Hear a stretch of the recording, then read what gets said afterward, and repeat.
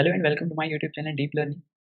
आज का हमारा टॉपिक है स्ट्रक्चरलिज्म। तो स्ट्रक्चरलिज्म को हम अच्छे से जानेंगे, कुछ एग्जांपल्स लेंगे और देखेंगे कि इसका उपयोग कहाँ है लिटरेरी थ्योरी में और कैसे इवॉल्व हुआ और इसका यूजेस कहाँ हैं। लिटरेचर के अलावा भी इसका और डिसिप्लिन्स में यूज़ किया जाता है, तो कहाँ, कैसे, किस वजह से किया जाता है, इन सब के बारे में जानेंगे।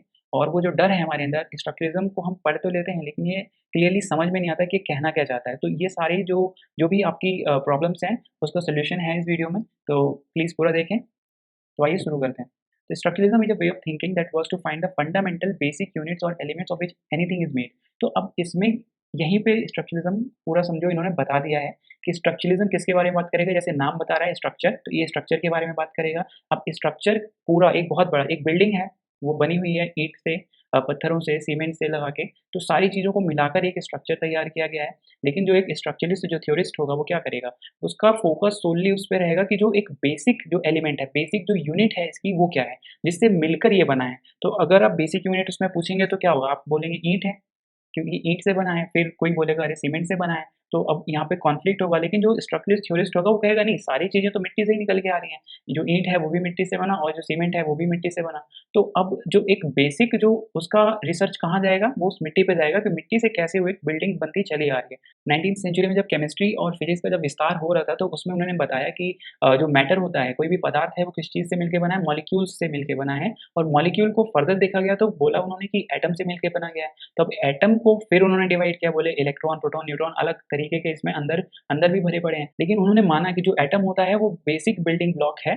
तो अगर हम इसे समझ लेंगे, इसकी स्टडी कर लेंगे, तो हमें पता चल जाएगा कि जो एक हमने स्ट्रक्चर तैयार किया वो किस तरीके से, क्या रूल्स अप्लाई किए उस पे, क्या रूल्स रेगुलेशंस जो भी है, एक तरीके का रूल लगता है ना किसी चीज़ को बनाने में। जैसे आपके सामने अगर पेंसिल है या बुक है, तो किसी तरीके से उन एटम्स को कंबाइन किया हो गया होगा, फॉर्म किया गया होगा, कुछ रूल्स लगे होंगे, उसके तरीके से उनको एक तरीके से रखा गया होगा, फिर उनकी शेप आई होगी एक बुक जैसी, एक पेन पेंसिल जैसी। तो इसी चीज़ को स्टडी करते हैं स्ट्रक्चरलिस्ट। अब स्ट्रक्चरलिस्ट, अब यहाँ पे इन्होंने एग्जांपल वही दिया है कि structuralist analysis of a pencil might look at how certain kinds of atoms combine in certain patterns. तो सर्टेन काइंड ऑफ एटम्स होते हैं, वो एक एक सर्टेन पैटर्न में लगेंगे, मतलब एक सेट ऑफ रूल्स हैं, उसी के अकॉर्डिंग आपको अरेंज करना है एटम्स को और उसी से ही पेंसिल की फॉर्म बनेगी। तो इसी तरीके इसी जो यूनिट है, बेसिक यूनिट क्या है, एटम। एटम को उन्होंने किस रूल्स के अकॉर्डिंग सजाया, तो उसके बाद वो पेंसिल वाली स्ट्रक्चर बनी। अब स्ट्रक्चरलिज्म अपीयर्स इन, अभी इसका और भी डिसिप्लिन्स में है, एंथ्रोपोलॉजी, लिंग्विस्टिक्स, मैथमेटिक्स। और वही है कि interested in finding the basic elements the unit. अब वो बेसिक एलिमेंट और यूनिट ही देखते हैं। तो किसी चीज़ का बेसिक एलिमेंट क्या हुआ, एक बेसिक एलिमेंट हुई उसकी यूनिट, और यूनिट से अगर हम एग्जांपल लेके समझें तो पेंसिल की यूनिट क्या हुआ, एटम हुआ। एटम को एक सर्टेन रूल्स पैटर्न्स में सजाया गया, तो वो पेंसिल बन के एक पेंसिल की फॉर्म स्ट्रक्चर तैयार हो गया। तो इसी की रिलेशनशिप को, relationship, inter relationship of units and rules, तो रूल और यूनिट की जो रिलेशनशिप है उसी को स्ट्रक्चरलिस्ट पढ़ते हैं। लेकिन हमें तो देखना है कि कैसे स्ट्रक्चरलिज्म वर्क करता है लिटरेचर में। तो अब इसको देखने के लिए, जानने के लिए हमें ये जानना पड़ेगा कि जो टेक्स्ट बुक्स हैं उसमें बेसिक यूनिट क्या है, उसका एटम क्या है। तो पहले तो हमने जाना कि एक एग्जांपल लिया था कि जो बेसिक यूनिट है वो एटम हुआ, लेकिन मैं उसकी फॉर्म की बात कर रहा था जब वो पेपर बनाया गया होगा। लेकिन अब हमें देखना है कि उस पेपर में जो अंदर लिखा गया है, अब उसके बारे में हमें देखना है, क्योंकि लिटरेचर में हम वही करते हैं। तब जो स्ट्रक्चरलिस्ट होगा वो देखेगा कि हर बुक तो भाषा से ही बनी हुई है, पूरी बुक में कोई न कोई एक लैंग्वेज लिखी होती है। तो उसको पता चल जाएगा कि उसको देखना क्या है, उसको देखना है लैंग्वेजेस को, लैंग्वेजेस की स्टडी करनी है। लेकिन अब उसका जो मेन फोकस क्या होता है, वो बेसिक यूनिट को पाना होता है। मतलब जो एक बेसिक यूनिट क्या है, अब basic unit of a language क्या है, basic unit of a language हुआ वर्ड। तो किसी भी भाषा में अगर आप देखेंगे तो वो किससे मिलके बनी है, वो डिफरेंट डिफरेंट वर्ड से मिलके बनी है। अब ऐसे देख लीजिए कि कोई वर्ड है, उसको आप कंबाइन करेंगे तो क्या होगा, डिफरेंट वर्ड्स को कंबाइन करके एक सेंटेंस बन जाता है। डिफरेंट सेंटेंसेस को आप कंबाइन करेंगे तो एक बुक बन जाएगी। तो इसी तरीके से ही तो वो ब्रेक करते हुए आते हैं, जो स्ट्रक्चरलिस्ट हैं वो क्या करेंगे, वो इसको ब्रेक करते हुए आएँगे कि जो बुक है, बुक को उन्होंने देखा कि टेक्स्ट लिखा हुआ है पूरा। तो जैसे यहाँ पे आप देख रहे हैं, यहाँ पे लैंग्वेज लिखी हुई है पूरा। तो लेकिन ये लैंग्वेज किससे मिलके बनी है? डिफरेंट सेंटेंसेस से मिलके बनी है। और ये सेंटेंसेस कहाँ से मिलके बने हैं? डिफरेंट वर्ड्स को कंबाइन करके बने हैं। अब डिफरेंट वर्ड्स कहाँ से बने हैं? अब इसको भी देख लीजिए कि डिफरेंट अल्फाबेट्स को कंबाइन करके बने हैं। अब अल्फाबेट्स का क्या मतलब हुआ? डिफरेंट डिफरेंट जो साउंड हमारे निकलते हैं, जो साउंड पैटर्न्स हैं, उनको मिला के उनको एक सिंबल दिया गया है, तो उससे वो बने हैं। तो इसको आप ब्रेक करते जाएँगे तो फाइनली जो हम कहाँ पहुँचेंगे आके? अपने ऊपर आएँगे, खुद पे जो हम स्वर जो वाणियाँ जो बोलते हैं, तो उनको सिम्बलाइज़ करने के लिए हमने एबीसीडी ऐसे कुछ नाम दे दिया। और वहाँ से जब हमने उनको कंबाइन किया, उन सब ध्वनियों को, जो ध्वनि हम सुनते हैं कानों में, ए इस टाइप से अगर आया तो उसका जो सिंबल है ए यहाँ पे, तो जो सिंबल है वो रिप्रेज़ेंट करता है उस ध्वनि को जो हम प्रोड्यूस करते हैं और उनको इन डिफरेंट डिफरेंट जो साउंड्स हैं जो हमारे मुँह से निकलते हैं जब हम बोलते हैं, तो इनको कंबाइन करके हमने वर्ड बनाया और उन वर्ड से एक मीनिंग निकलती है। तो इस इन सब की जो स्टडी होती है वो स्ट्रक्चरलिस्ट करते हैं, लेकिन वो खुद को लिमिट कर लेते हैं वर्ड पे आके। जैसे हमने एटम में देखा कि एटम को फर्दर डिवाइड कर सकते हैं, लेकिन उन्होंने माना कि जो एटम है वही बिल्डिंग ब्लॉक है, उसी से मिलके सारी चीज़ें बनी हैं। तो उसी तरीके से हम वर्ड को भी किसी वर्ड को भी हम फर्दर डिवाइड कर सकते हैं, उसके अल्फ़ाबेट्स पे आके अल्फ़ाबेट के बाद हम जा सकते हैं उसके कि कैसे जो साउंड है उ उसको एक सिंबल दिया गया और उनके आधार पर अल्फ़ाबेट्स बनाए गए और फिर अल्फ़ाबेट्स कंबाइन करके वर्ड बनाया गया, वर्ड की मीनिंग हुई और उस मीनिंग को किसी चीज़ पे असाइन किया गया, किसी ऑब्जेक्ट पे, किसी एनिमल पे उसको असाइन किया गया कि ये वर्ड है, ये रिप्रेज़ेंट करेगा इस एनिमल को। जैसे कैट है, तो कैट जो एक ध्वनि प्रोड्यूस हुई हमारे जब मैंने बोला कैट ये, तो इसमें एक साउंड प्रोड्यूस हुआ, तो उसको कंबाइन किया गया, किसके द्वारा? अल्फ़ाबेट्स के द्वारा और उससे एक सिंबल निकला सीएटी और उस कैट ने क्या रिप्रेज़ेंट किया कि मैं बात कर रहा हूँ एक जानवर की जो कि 4 पैरों के है, छोटी रहती है। तो अब जैसे इसमें इन्होंने बताया भी है कि the basic atom of a language is the word. अब जो बेसिक एटम है वो क्या है? वो वर्ड ही है। तो जो स्ट्रक्चरलिस्ट क्या करेंगे? वर्ड की स्टडी करेंगे। वर्ड और कैसे डिफरेंट वर्ड्स को कंबाइन किया जाता है, उसके बाद एक मीनिंगफुल सेंटेंस निकल के उससे सामने आता है। तो इस सब की वो स्टडी करते हैं। तब मीनिंग इसको वर्ड को कैसे कंबाइन किया जाता है? अब ये देखिए कि डिफरेंट डिफरेंट वर्ड्स हैं, यहाँ पे भी है आपके सामने the basic atom of language is the word. तो अब ये आपके सामने एक मीनिंगफुल सेंटेंस प्रदान कर रहा है, लेकिन अभी इन्हीं वर्ड को अगर आगे-पीछे कर दिया जाए तो मीनिंग हो सकता है डिफरेंट हो जाए। तो इसी चीज़ से बचने के लिए और जो एक मीनिंगफुल सेंटेंस जो आप कहना चाह रहे हैं वही कहें, आपको जो रूल्स रेगुलेशंस जो ग्रामेटिकल रूल्स हैं उसको आपको फॉलो करना ही पड़ेगा वरना मीनिंग दूसरी हो सकती है जो आप इंटेंड कर रहे होंगे। अब ऐसे कैसे कैसे समझेंगे आप? जैसे है एक एग्ज़ाम्पल लीजिए गिव मी दिस पेन इसका मतलब क्या है? मैं किसी को ऑर्डर कर रहा हूँ, कोई सामने होगा मेरे उससे ऑर्डर कर रहा हूँ कि गिव मी दिस पेन लेकिन अब इसको इसमें अगर कुछ न कुछ फ़ॉलो हुआ होगा ग्रामेटिकल रूल कुछ फ़ॉलो हुआ होगा तभी आया गिव मी दिस पेन।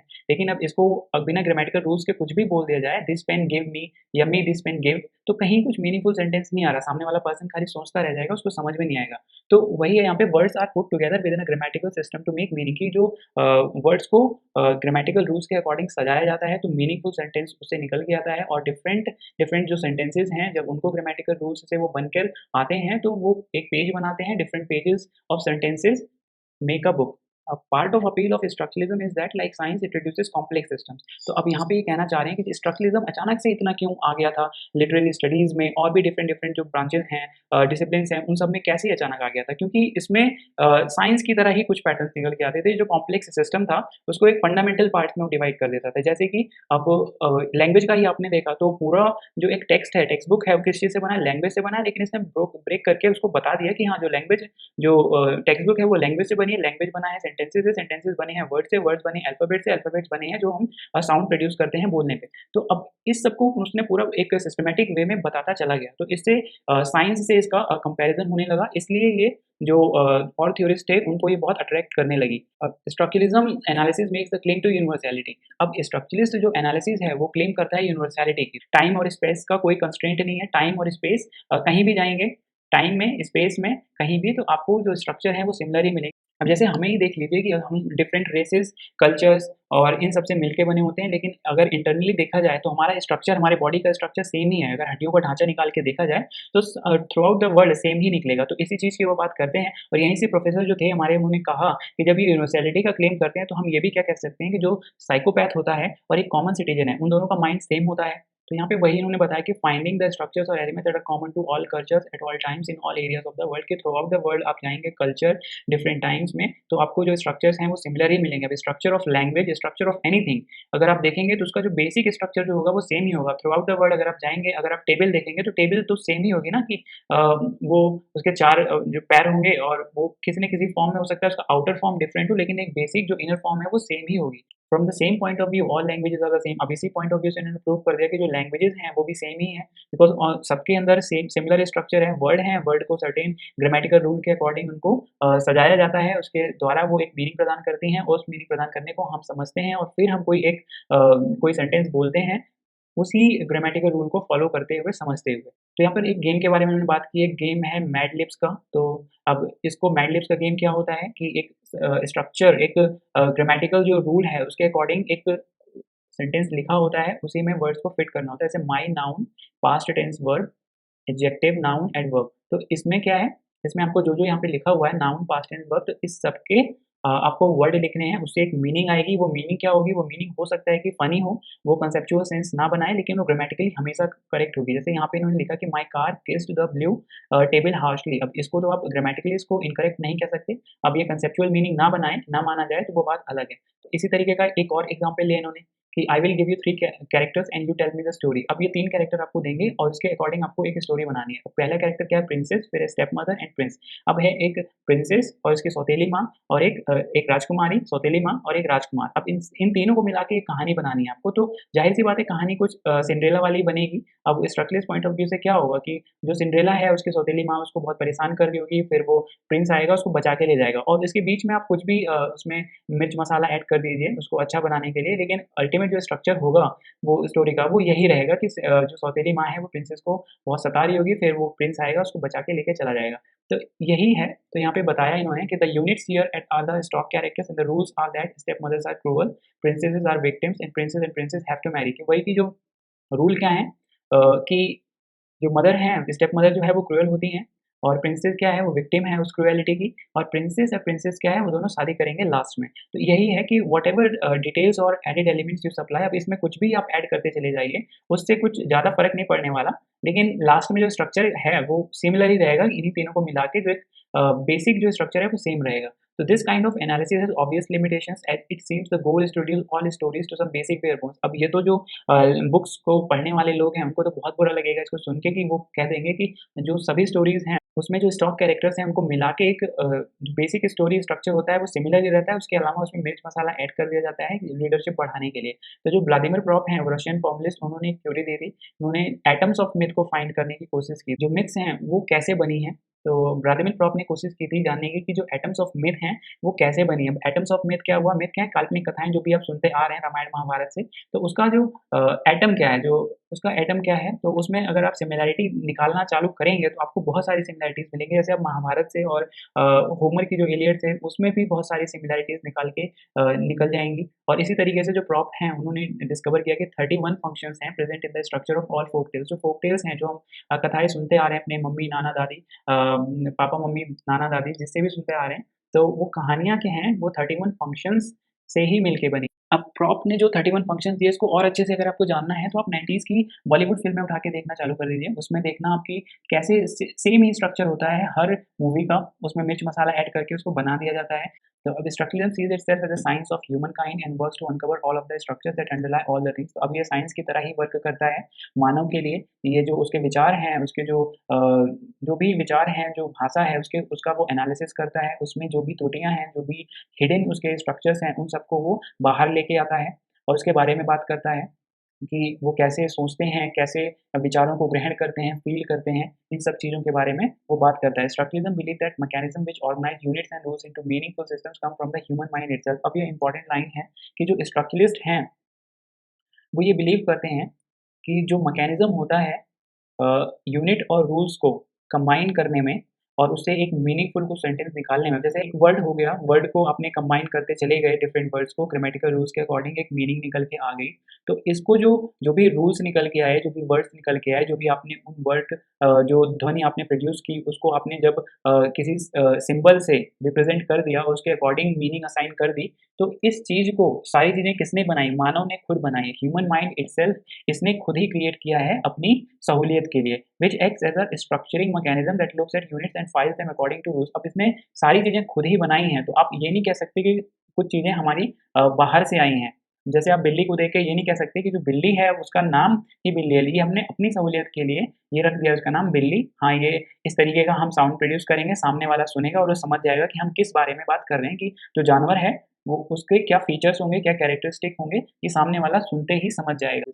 अब यहाँ पर इन्होंने सेम वही बताया है कि कैसे जो नॉलेज है वो बाहर तो है, लेकिन उसको परसीव करने के लिए हमने अपनी सहूलियत के लिए कुछ चीज़ें बनाई और उन चीज़ों से हम जो भी डिसऑर्गनाइज़्ड वे में जो इन्फॉर्मेशन, जो भी फिनोमिनन है उसको डिस्कवर करते जा रहे हैं। तो और उसी में एक जो आर्ट है, art makes nature better by creating order. जो आर्ट है वो ऑर्डर प्रदान करता है और उस ऑर्डर से मीनिंग लेके आता है। तो स्ट्रक्चरलिज़्म कहता है कि जो हमारा दिमाग है, ह्यूमन माइंड है, वो भी आर्ट की तरह ही काम करता है। वो to create an order that does not exist by itself. तो जो माइंड क्या करता है वो आर्ट की तरह ही वर्क करता है कि जो भी डिसऑर्गनाइज़्ड और डिसऑर्डर में जो थिंग्स हैं, हमारी सहूलियत के लिए उसमें जो भी कैरेक्टरिस्टिक्स फीचर्स हैं उनको हमें समझाना, बताना, तो ये काम है हमारे ह्यूमन माइंड का, जिसको इन्होंने किससे कंपेयर कर दिया है? आर्ट से कंपेयर कर दिया। अब जैसे यहाँ पे इन्होंने बताया कि every human culture is some sort of language. अब कहीं भी आप जाइए, किसी भी वर्ल्ड के कोने में जाइए, वहाँ पर क्या है कि किसी न किसी तरीके का कल्चर होगा, कल्चर वहाँ पे एक लैंग्वेज होगी और लैंग्वेज में क्या होगा? एक बेसिक स्ट्रक्चर होगा, बेसिक स्ट्रक्चर को क्या है वो वर्ड है, वर्ड और साउंड है, वर्ड और साउंड को कंबाइन करते हैं हम ग्रामेटिकल रूल्स के अकॉर्डिंग और उनसे एक मीनिंगफुल सेंटेंस निकालते हैं, जिससे कि जो सामने वाला हमें सुनने वाला होता है, वो उसको समझ सके। तो इस वीडियो को कंक्लूड करते हुए एक बार हम फिर से देख लेते हैं कि हमने इस वीडियो में पढ़ा क्या? स्ट्रक्चरलिज्म के बारे में पढ़ा है। स्ट्रक्चरलिज्म ने बताया कि कैसे जो स्ट्रक्चर है वो throughout the world similar ही रहता है। कोई भी लैंग्वेज को आप उठा के देख लीजिए, उसका बेसिक स्ट्रक्चर आप पाएँगे तो वो वर्ड से मिलके बनी होती है। वो वर्ड्स हैं, वो किसी वस्तु, जानवर या किसी भी चीज़ को वो सिग्निफाई कर रहे होते हैं। तो उन वर्ड से जब डिफरेंट वर्ड्स को ग्रामेटिकल रूल्स के अकॉर्डिंग जब सजाया जाता है, तो वो एक मीनिंगफुल सेंटेंस प्रदान करते हैं, जो कि जो लिसनर है उसकी सहूलियत के लिए और जो स्पीकर है वो अपने माइंड में जो भी उसके हाव-भाव हैं उसको प्रकट कर सके।